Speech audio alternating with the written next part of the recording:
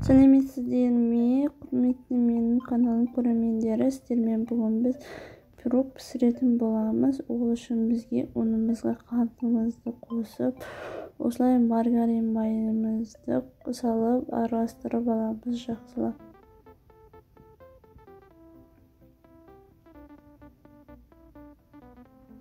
Осылай араластырып болғаннан кейін бір жұмыртқамызды жарып салып, илеп аламыз. 5 минутқа қойып, табамызға осылай жақсылап орналастырып аламыз.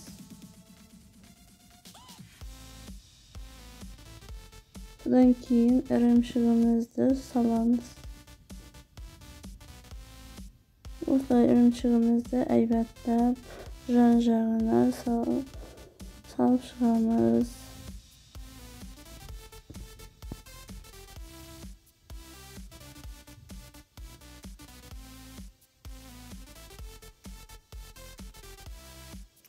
Содан үстіне кішкене ұнтақтарды салып жібереміз.